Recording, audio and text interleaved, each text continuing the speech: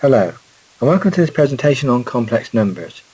We're specifically looking at the Cartesian form of complex numbers, the z is equal to x plus jy format, and we're looking at basic addition, subtraction, multiplication and division in Cartesian form. Presentation overview of complex numbers, looking at the Cartesian form. We'll initially introduce the concept of complex numbers, look at some basic applications of complex numbers, define the Cartesian form of complex numbers. Then we'll look at how to add and subtract in Cartesian form and to multiply and divide in Cartesian form. Division uses something called the complex conjugate. Reference materials included at the end on which this presentation was based. I would strongly encourage you to review this resource material, which is very good background reading on complex numbers. First, a little poem. From simple sums to complex ones. To enable us to do some sums, mathematicians invented the number 1. Next came numbers 2, 3 and 4, soon to be followed by many more. But what about when we have nothing at all? Well, let's use a 0, came the call.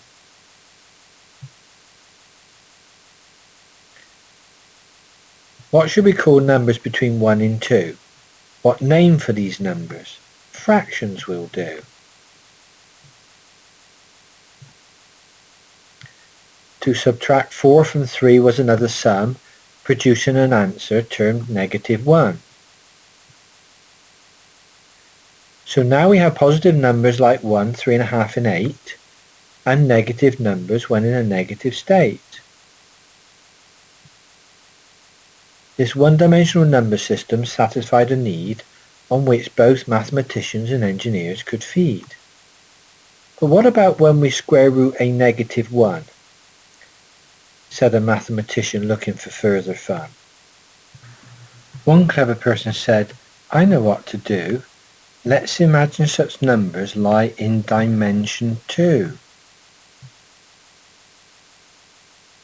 We'll use the letter J to represent the square root of -1, which allows us to solve such a complex sum.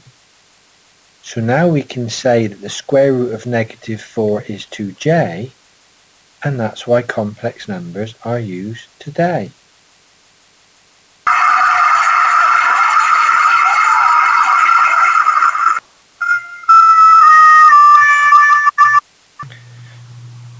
A new number, the complex number.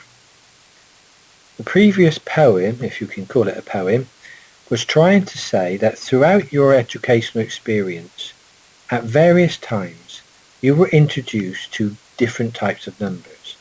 Initially integers, fractions, through to real numbers, because the problems you were resolving required the extension of the range of numbers available to you. These numbers conventionally relate to the denary system, the base 10 system, which can be represented on a horizontal number line, as shown below. So we can consider the introduction of this new complex number as simply an extension of the range of numbers available to you. But this new two-dimensional number system will help us solve problems you've not considered before. Typical applications. Complex numbers are used extensively within electrical work for analysing RLC circuits, that's resistance, inductance, capacitance circuits. Here's an RL series circuit, resistance and inductance. Here's an RC series circuit, this is a resistance capacitance. However, within the field of static analysis, the use of complex numbers can be used for resolving forces that are applied to a component. And we'll be looking at this kind of problem later in the presentation, where we've got 3 forces all applied at the same point and resolving them to find the resultant force. Complex numbers can also occur within vibration analysis and also within the field of fracture mechanics. Cartesian complex numbers. The solution of the quadratic equation ax squared plus bx plus c equals 0 can be determined using the following formula. X is equal to the minus b plus or minus the square root of b squared minus 4ac, all divided by 2a. Within your past work, you've used this equation and found it yields two roots, which are ordinary positive or negative numbers. But now let's consider the following equation. Example 1. We're asked to solve the quadratic equation x squared minus 4x plus 13 is equal to 0. Now that's the form ax squared plus bx plus c equals to 0. Don't forget there's actually a 1 in front of the x squared. We don't normally write it, but it's there. So from the generic equation, I can read that the a in this case is plus 1 because it's 1x squared. The b in this case is negative 4 because negative 4x, and the constant c is plus 13. If we now substitute the values of a, b and c into quadratic formula on the previous slide, we would get x is equal to, and notice double negative, we've got the minus from the formula, but that's associated with this negative 4 for the value of b in this case, plus or minus the square root of b squared, so that's negative 4 squared, take away 4 multiplied by the a, which is 1 in this case, multiplied by the c, which is 13, and it's all divided by 2 times the a is 2 times 1. Following the arithmetic through, we end up with 4 plus or minus the square root of, and in brackets, negative 4 squared is 16, and that's take away in this case 4 times 13, which is 52, all divided by 2. What we end up with now is 4 plus or minus the square root of a negative 36 divided by 2. Now in previous work we would stop the solution there because there is no value for the square root of negative 36. However, I'm going to continue the solution for a moment.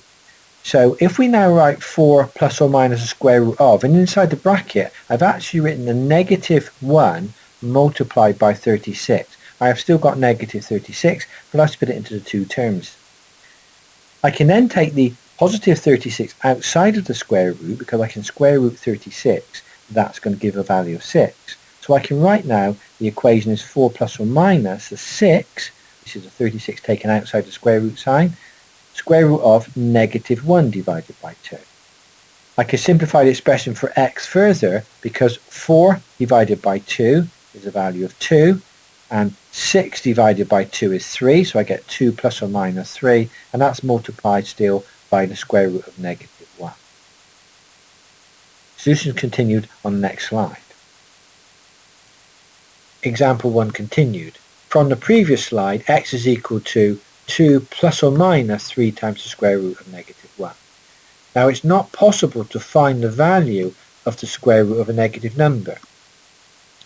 And the reason why we have a negative number, of course, is because in this case the quadratic curve, if you plot it, does not cross the x-axis. And don't forget the roots, the x values, relate to where the curve actually crosses the x-axis. So if a quadratic curve doesn't cross the x-axis, there are no conventional values of x that we can find. However, what we can do to find some meaning for the roots of this type of quadratic equation, we could write the square root of negative 1 by the letter j. So the roots of the above quadratic equation could be written in what's termed complex numbers. In other words, 2 plus j3 or 2 minus j3. Again, don't forget with quadratic equations always two solutions. In this particular case, we've got two complex solutions. Just as a note here for your reference, within pure mathematics, the symbol I is used. But within engineering, maths and science, we tendency to use J to avoid confusion with the complex numbers and the instantaneous values of current, usually given the symbol I. So be aware if you refer to other sources of information on complex numbers, they may use the symbol I instead of J, but within engineering, we tendency to use J. And that's what we will use in this presentation. So definitions. The general form of a complex number in Cartesian form is written as follows. Often complex numbers are given symbols such as Z, and that's equal to x plus jy. This is called the Cartesian form, where x is the real part of the complex number and the jy is the imaginary part of the complex number. So from example 1, the x would be the real part, which would be number 2, and the jy would be the imaginary part, which would be the j3. So the form x plus jy is termed the algebraic or Cartesian form of the complex number. And what's new about this complex number is it's essentially a two-dimensional number, whereas all previous numbers you've been associated with in your previous experience of mathematics were all one-dimensional numbers. They always lie on the horizontal axis with a plus or minus sense to them. But complex numbers lie in two dimensions, as you'll see on the next slide. The Argand diagram. It's often useful to plot the complex numbers on an Argand diagram, as shown in figure 1 on the right. The real part of the complex number is plotted on the x-axis, the horizontal axis. So that follows our conventional numbering system. We've got 0, 0 in the centre, and then as the numbers go from left to right on the real axis, it's increasing positive real numbers, and as the numbers go from right to left, the increase in negative numbers. The two-dimensional part of this complex number comes about with the y-axis, where we plot the imaginary numbers on the imaginary axis, the y-axis. Notice how it's labelled. That's J1, J2, J3, J4, J5, increasing positive imaginary numbers as we go up the page, and then we've got negative J, negative J2, negative J3, negative J4, etc., increasing negative numbers as we go down the page. The Argand diagram continued. Now one of the roots from example 1 on the previous page is shown in figure 2. There are two roots, if you remember it's 2 plus or minus j3. I'm just showing one root here plotted, which is 2 plus j3.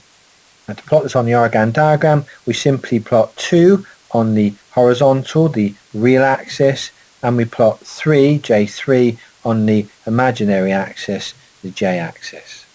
So the phasor representing the complex number 2 plus j3 is shown here of length r.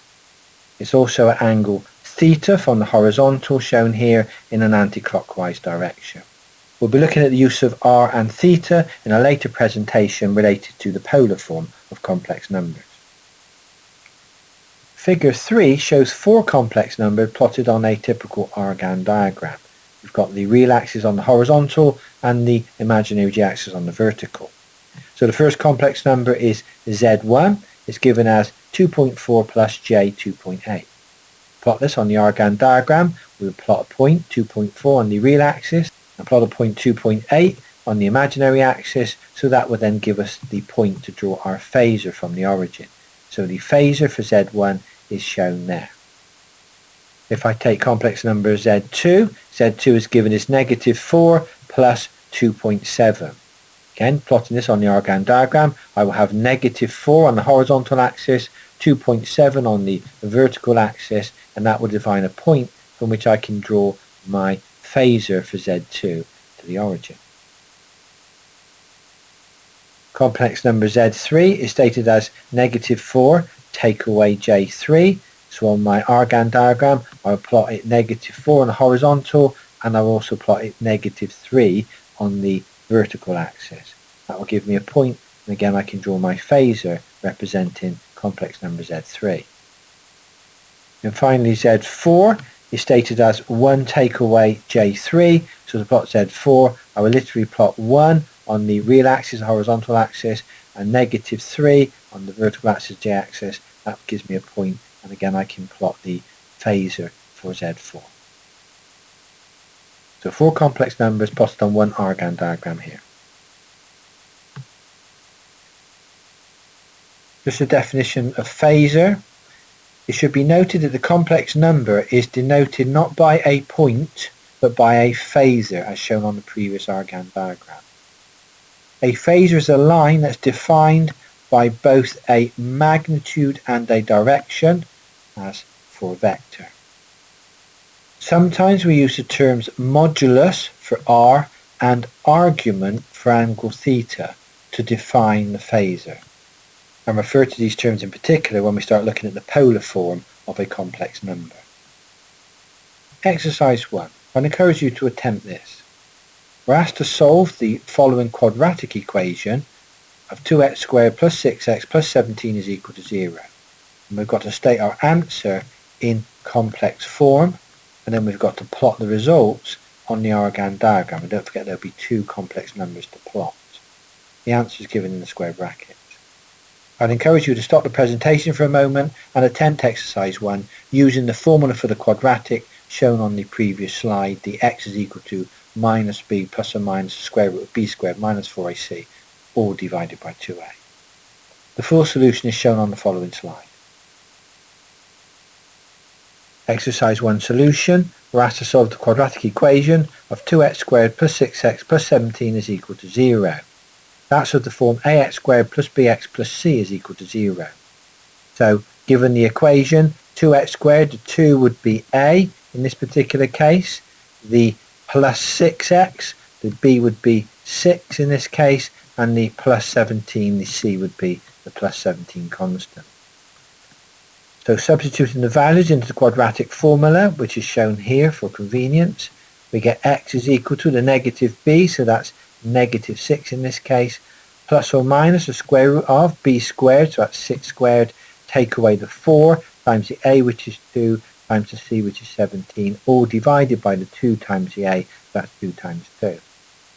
Looking at the arithmetic, we get negative 6 plus or minus the square root of 36, which is 6 squared, take away 4 times 2 times 17, that's 136. What we end up with is negative 6 plus or minus the square root of negative 100, all divided by 4.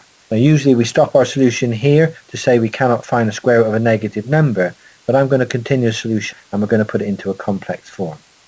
So continuing on, we get negative 6 plus or minus the square root of, in brackets now I've got the negative 1 multiplied by 100. So I've still got negative 100 inside the bracket, but it's in two terms, negative 1 multiplied by 100. Now I can take the 100 outside of the square root sign, so I can actually square root the 100 to give me 10. So I can write this now as negative 6 plus or minus 10 multiplied by the square root of negative 1. If we simplify that, we get negative 6 divided by 4 is negative 1.5, that's plus or minus, and then 10 divided by 4 will give us 2.5, and that's multiplied by the square root of negative 1. So our solution here in terms of complex numbers would be negative 1.5 plus or minus j 2.5, where the j is the square root of negative 1. Exercise 1 continued. So from the previous slide, we know that x was equal to negative 1.5 plus or minus j 2.5. So there are two solutions for our quadratic. So in this case, we get a negative 1.5 plus j 2.5, or we can have negative 1.5 take away the j 2.5. The reason why we've got complex roots again is if we sketch the y is equal to 2x squared plus 6x plus 17 equals to 0, we find the curve does not cross the x-axis, so there are no conventional roots, so that's why we're into complex numbers.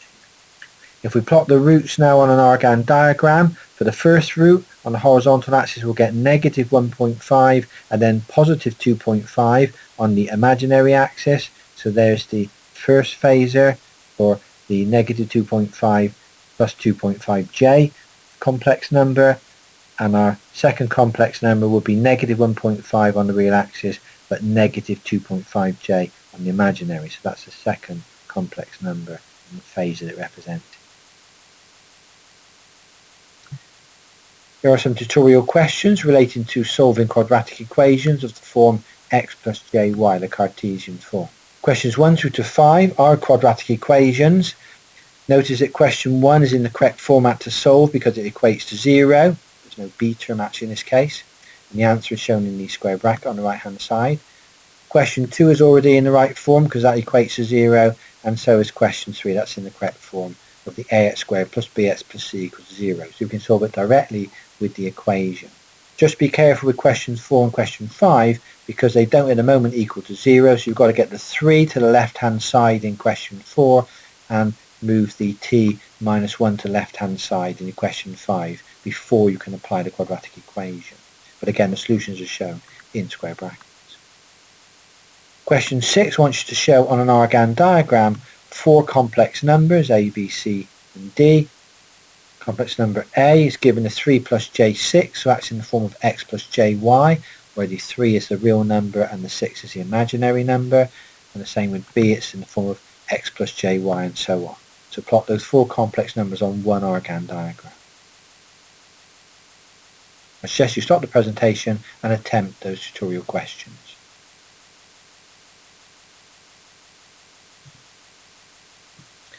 We're now going to look at some arithmetic operations of Cartesian form of complex numbers. So let's look at addition and subtraction of complex numbers first of all. 2 complex numbers are added or subtracted by literally adding or subtracting the real parts and the imaginary parts.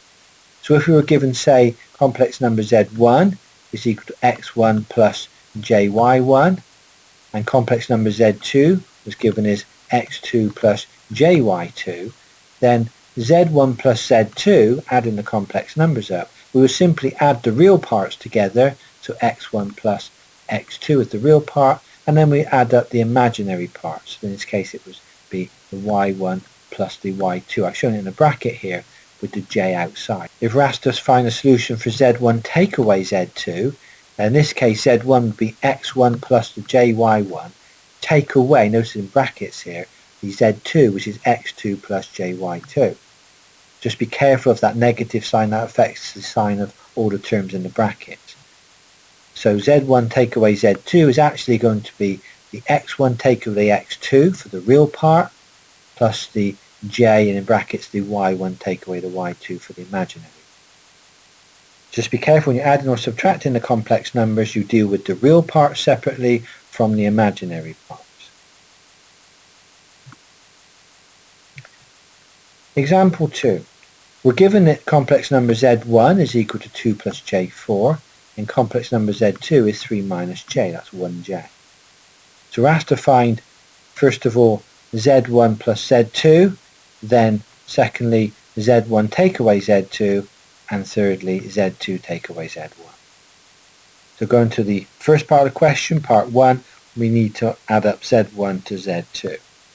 So given the complex numbers, we've got 2 plus j4 is the z1, and we're adding to that the 3 minus the 1j. So looking at the real parts, so 2 plus the 3 gives us 5, and the j4 take away the 1j, j gives us plus 3j. That's plot on the Argand diagram here, 5 on the horizontal axis is 3 on the vertical axis, so there's our complex number for z1 plus z2. If we now look at part 2 of the question, we've got z1 take away z2. So z1 is 2 plus j4, and we're taking away, notice I put it in a bracket again, so be careful, the 3 minus j for the z2. Expanding the bracket, we'll get 2 plus j4 take away 3 plus the j, and 2 negatives there make a positive, so plus j. So again, adding up the real numbers, that's 2 take away 3, that's minus 1 on the real axis, and the plus j4 plus the 1j is plus j5.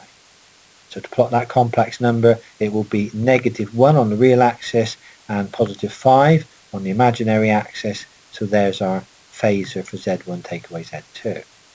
Looking at part 3 of example 2, we're asked to find z2 take away z1. So z2 is 3 take away j, and we're taking away from that z1, which is the 2 plus j4 again in the brackets. Be careful, we need a bracket there.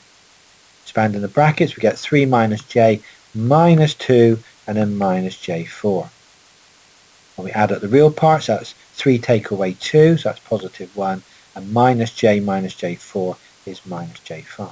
So on the Argand diagram, we get 1 on the real axis, minus 5 on the imaginary axis, so there's our phasor for z2 take away z1.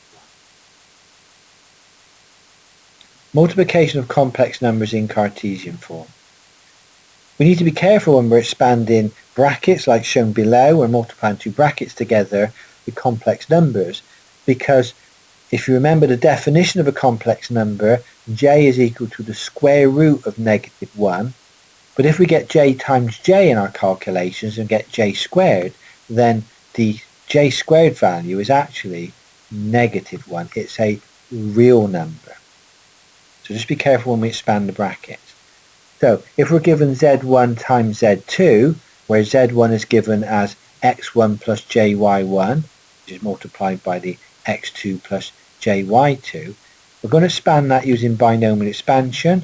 I normally use the crab claw method, so I would do the x1 times the x2, then the x1 times the jy2, then I would do the plus jy1 times the x2, then plus the jy1 times the jy2. It's my expansion using the crab claw method. If you want to use a different method, that's fine. What you get using my method is x1 times x2 plus x1 times jy2 plus x2 times jy1 plus jy1 times jy2. Just tidying it up on the next line, I've got x1 times x2, it's just a real number, plus I brought these two numbers together in a bracket with a j in front of it because they're both imaginary numbers. So j outside of my bracket, x1 y2 plus x2 y1, just tidying up those two middle terms. But then be careful with the last term, I get plus, and I've got a j times a j here. So I actually get plus j squared y1 times y2. Now on the next line, that j squared is actually the square root of -1, j, all squared, times y1 times y2. Now, the square root of -1 all squared is actually -1. So it becomes a real number. So on the last but one line here, I've got x1 times x2, plus my imaginary numbers, j outside the bracket here, of x1 y2 plus x2 y1, they're imaginary numbers. But now I've got negative y1 times y2. The j squared disappeared, it's become -1. Just tidy that up on the last line, z1 times z2, my real numbers is x1 times x2 take away y1 times y2, those are the real numbers, and then my imaginary numbers plus the j in brackets x1 y2 plus x2 y1.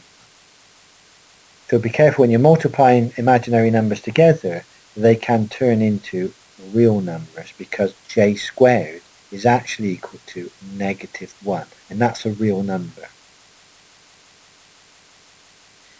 Example 3 is an illustration of multiplication with complex numbers. We're given z1 is equal to 2 plus j4 and z2 is equal to 3 minus j. We're asked to find z1 times z2. Solution given. So z1 times z2. So z1 is 2 plus j4 and z2 is 3 minus j. That's given in the question.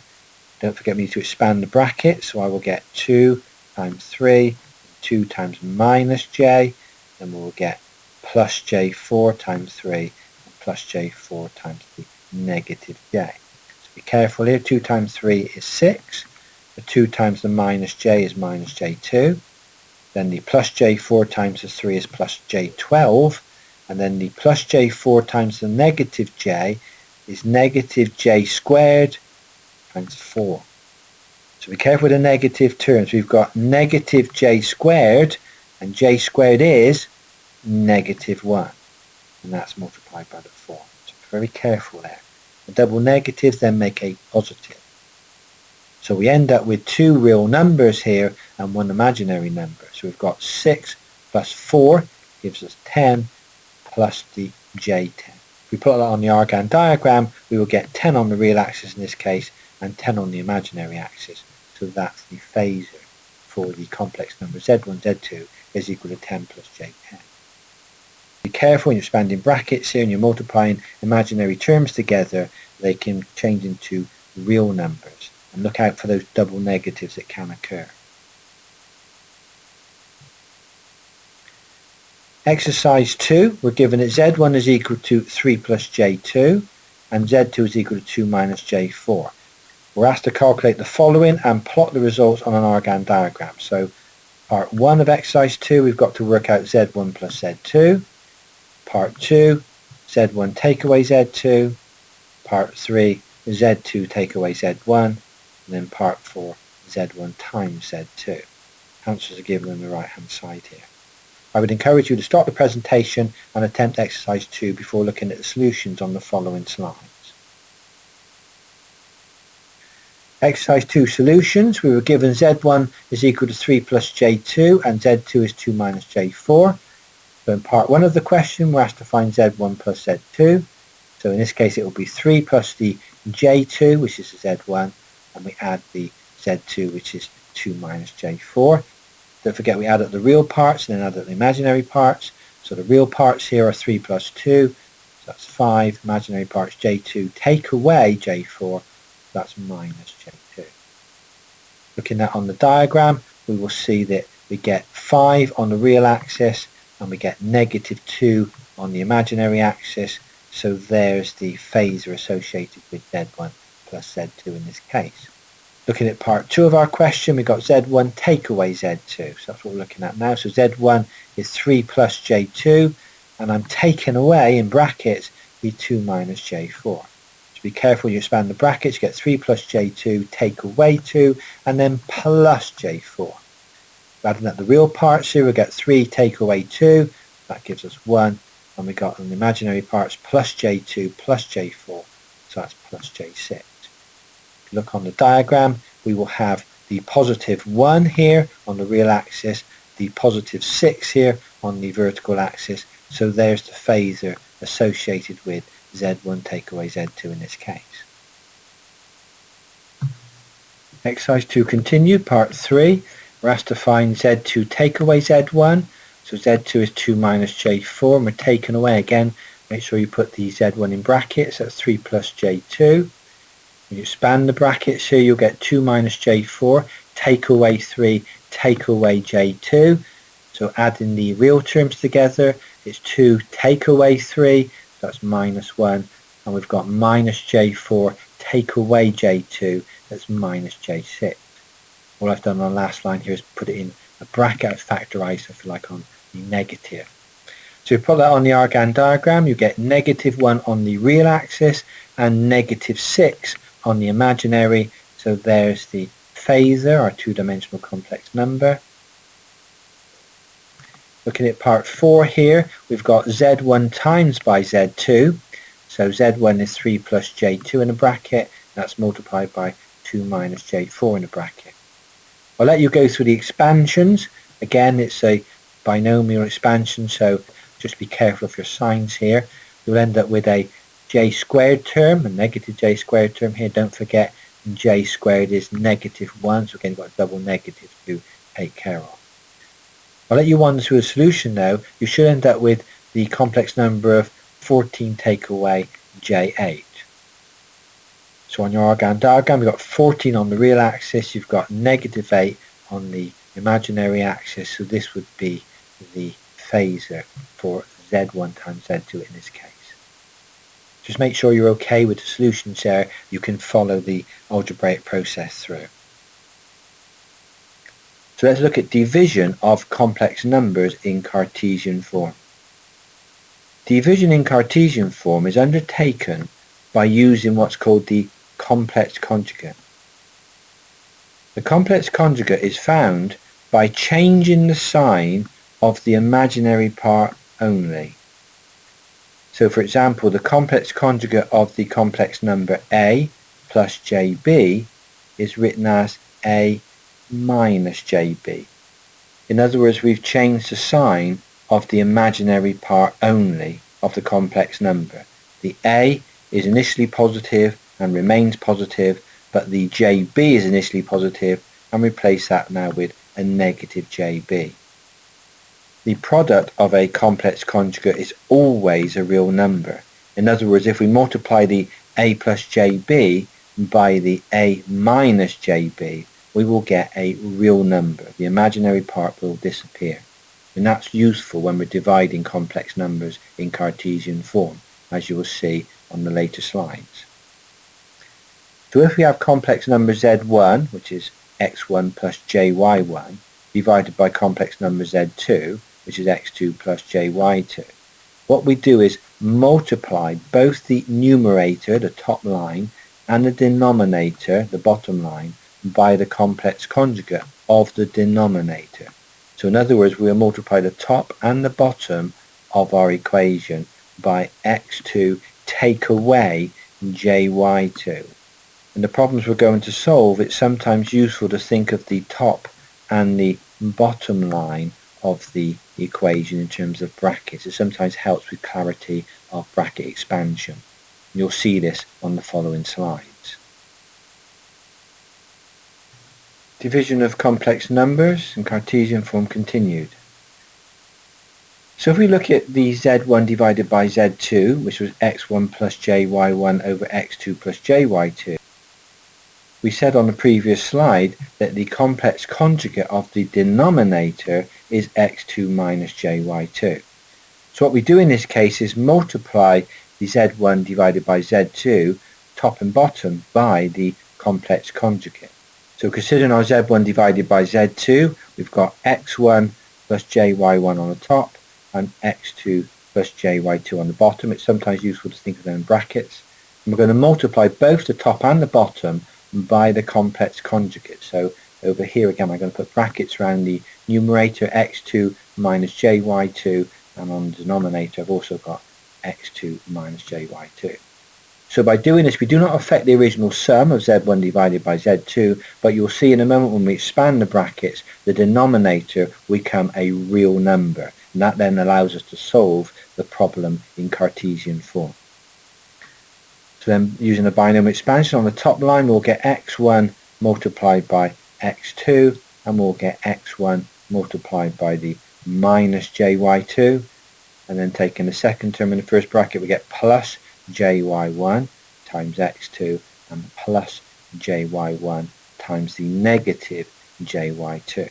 We do a similar bracket expansion on the bottom line. So on the top line we'll get the x1 times x2, take away the jy2 times x1, plus the jy1 times x2, take away jy1 multiplied by jy2. On the bottom line, doing a binomial expansion, we'll get x2 times x2, so that's x2 squared. We'll then get minus jy2 x2 and a plus jy2 x2, so those two terms will cancel, and then we'll end up with minus the jy2 times the jy2, so we'll get a j squared term there. So be careful of the j squared terms where they occur, because they will change into a negative 1 value. So on the next line, just tidying up, I've got x1 times x2, take away, and I put all the imaginary parts in this bracket, so minus the j, and that's y2 times x1, take away, change the sign there because of the negative outside, the y1 x2, it's imaginary part, and then take away, here's a j squared times y1 times y2. On the bottom line we've got the x2 all squared take away, and again another j squared term times y2 squared. So be careful now where the j squareds occur on the top and bottom lines, because they become a negative 1 value. So I've got the j squared term here, so that will become a negative 1 on the top line, and I've got a j squared term here, so that becomes a negative 1 on the bottom line. So be very careful with the j squared terms, and also the double negatives. I've still got a negative here and a negative here, so that will change the sign in a moment. So simplifying the top line, I get x1 times x2 plus y1 times y2, so that's become a real number, and I got plus my j, and then in brackets the x2 y1 take away the x1 y2 as before. And notice on the bottom line now I've just got a real number, the x2 all squared plus the y2 all squared. There are no j terms here, so it's purely a real number, and that will allow us now to solve this division problem in complex numbers using Cartesian form. Example 4. We're given that complex number z1 is equal to 2 plus j4 and z2 is equal to 3 minus j. We're asked to find z1 divided by z2, so a division sum. So from the question, z1 divided by z2 is 2 plus j4 divided by 3 minus j. So what we're going to do here is find the complex conjugate of the denominator and then multiply both top and bottom by that complex conjugate. So given that z2 in the denominator is 3 minus j, then the complex conjugate will be 3 plus j, and we multiply the top and the bottom of the original fraction by the complex conjugate. Again, it sometimes helps to put the top and the bottom in brackets if it helps you clarify in your mind how the bracket expansion will occur. I'll put the brackets around the top and the bottom of the functions here. And then we simply do a binomial bracket expansion, so it will be 2 times 3 and then 2 times j, and then it will be the plus j4 times 3 and the plus j4 times the j, and a similar expansion on the bottom line. Following that expansion 2 on the top line, I get 2 times the 3 plus 2 times the j, then plus j4 times 3, and then plus j4 times j in this case. On the bottom line, we'll get 3 times the 3 plus 3 times the j, and then we'll get minus j times the 3 and minus j times the j in this case. So on the top line, we get 6 plus j2 plus j12 plus j squared times by 4, and on the bottom line we'll get 3 times 3 is 9 plus j3 minus j3 minus j squared on the bottom line. Just be careful there. Simplifying on the top line, I get 6 plus the j2 plus the j12 is j14, and I get plus, and the j squared, don't forget, is -1, so I replace that with -1, and that's times by 4. On the bottom line, I think it's clear to see that the plus j3 will cancel with the minus j3, so that will disappear, so I simply get 9 take away, and the j squared is -1. Simplifying further, on the top line I get 6 plus j4 minus 4, be careful of your signs, all divided by 10 on the bottom, and then simplify still further, I get 2, that's the 6 take away 4, plus the j14 on the top, all divided by 10. So z1 divided by z2 is 2 divided by 10 plus the j14 divided by 10, and in decimals that's 0.2 plus j1.4. Exercise 3 for us to attempt here. Given that z1 is equal to 3 plus j2 and z2 is equal to 2 minus j4, we're asked to calculate the following, parts 1 and 2, and plot the results on an Argand diagram. So in part 1, we've got z1 divided by z2 to calculate, and part 2, we've got z2 divided by z1 to calculate. The answers are given on the right hand side here.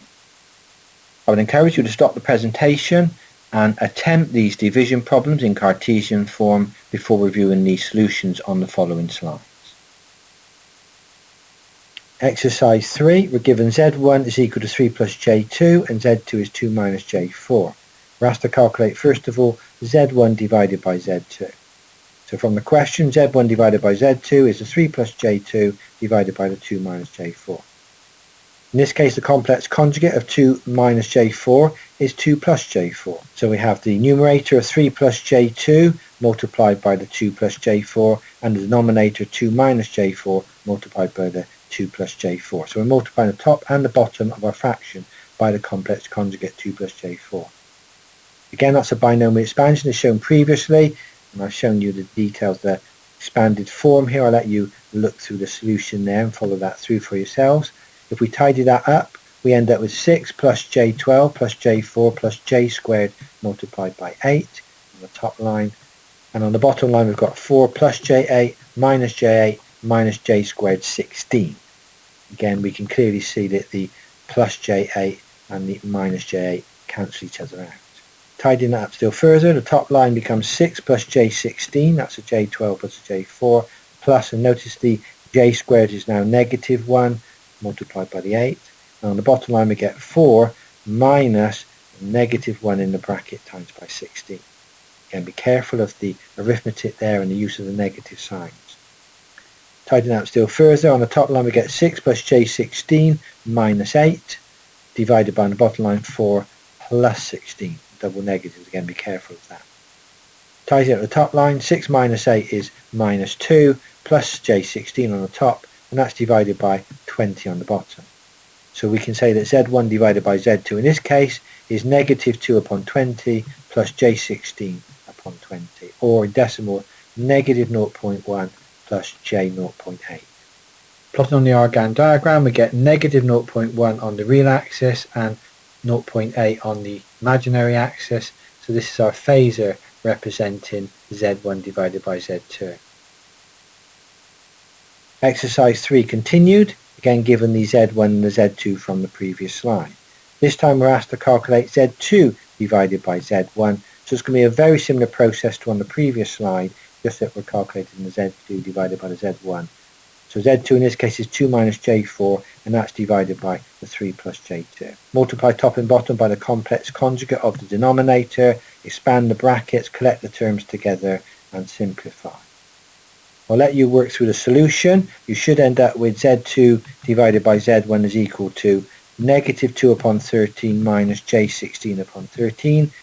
And in decimals, that's negative 0.1538 minus of J 1.2308. Plotting that complex number on an Argand diagram, we get negative 0.1538 on the real axis, the horizontal axis, and negative 1.2308 on the imaginary vertical axis. That gives us a phasor here that represents a complex number Z2 divided by Z1. Tutorial questions on complex conjugates. Question 7, we're asked to state the complex conjugates of the following complex numbers. So we're given 3 numbers here. The answers are given here in the square brackets. I encourage you to think through question 7. Tutorial questions continued.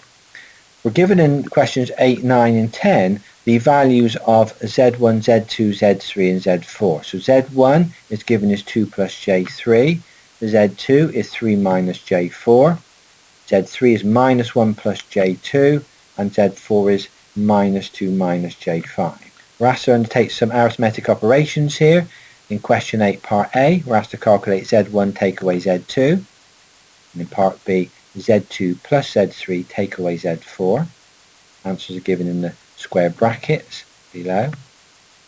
Question 9 part A, we're asked to multiply Z1 times Z2, so be careful there with your bracket expansions and look out for the J squared terms and any double negatives might occur, and the same for part B, but it's Z3 times by Z4. Same process, different complex numbers. Again, the answers are shown in the square brackets. Question 10 part A, we're asked to find Z1 times Z3 times Z4. What I would suggest is work on this individually by taking Z1 and Z3, work out the bracket expansions for those, simplify into the complex numbers, real and imaginary parts, and then multiply that product by Z4. So do it step at a time here to work out the Z1 times Z3 times Z4. In part B, we're asked to calculate Z2 times Z3 plus Z4, so don't forget your bod math. You'll have to here work out Z2 times Z3 first of all, and then once you've simplified that expansion, add it to the Z4. Again, the answer is shown in the square brackets. I encourage you to stop the presentation and attempt questions 8, 9 and 10. Tutorial questions continued. Again, we're asked to evaluate the solution in the form of the x plus jy, the Cartesian form. And don't forget, we're given on the previous slide the values of Z1 given here, Z2, Z3 and Z4. So those are the complex numbers we use in these problems. So in question 11 part A, we're asked to work out Z1 divided by Z2. So don't forget you'll use the complex conjugate method here to solve that. In part B, we're asked to find Z1 plus Z2 divided by Z3 plus Z4. What I would suggest you do there is on the top line, first of all, simplify the Z1 plus the Z2, add the two complex numbers together, add the real and imaginary together and simplify that, and do the same on the denominator with the Z3 plus Z4. Then find the complex conjugate of the Z3 plus Z4 and then multiply top and bottom by the complex conjugate. So take that nice and carefully in steps. The answer is shown in the square brackets below. Question 12 part A, on the top line we've got to multiply Z1 times Z2, so bracket expansion on the top and simplify. On the bottom line we're asked to calculate Z1 plus Z2, so add the complex numbers together and simplify, and then use the complex conjugate of the denominator to find the final solution. In part B, again, what's your bod math? We've got Z1 plus Z2 divided by Z3 plus Z4. So don't forget you'll have to work out the Z2 divided by Z3 first of all, simplify that, and then add it to the Z1 and the Z4 terms. Again, the answer is shown in square brackets below. Tutorial questions continued. We have to evaluate again in Cartesian form x plus jy.